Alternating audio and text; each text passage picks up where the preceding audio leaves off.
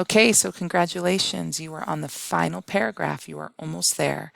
For me, writing the conclusion is the most challenging part. It's the hardest part and the part I like least about writing. So I want to give you a couple of tips. So in your conclusion, there will be two things. You will restate your thesis in different words to summarize what you wrote about, and then you'll leave the reader with some final thoughts. So let's start with the restating your thesis.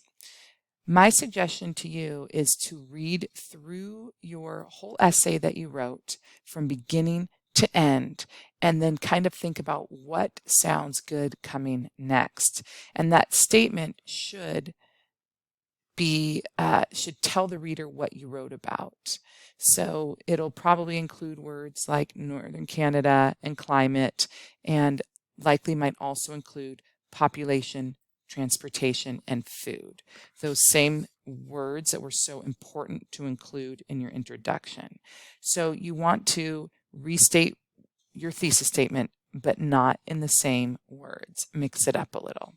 So go ahead, pause the video, read back through your entire essay, and then think about, in one sentence, how can you tell the reader, summarize what you just told them.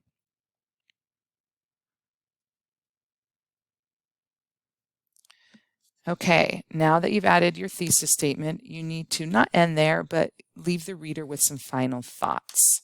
So I have some tips on how you can do that.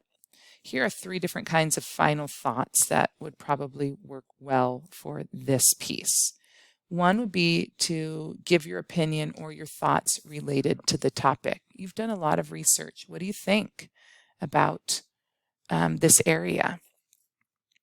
A second would be to ask an interesting question.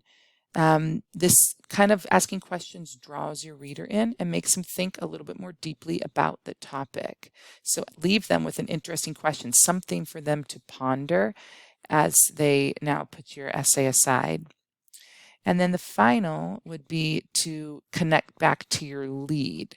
So that would be connecting back to this idea of climate and describing the climate there. Connecting back to your lead kind of makes your writing kind of come full circle. So think about what might work best for you. And once you add it, again, go back, read through your whole entire essay with your restatement of your thesis and with your final thought, just to make sure everything flows well. Once you've done that, you're ready to move on to creating your slideshow.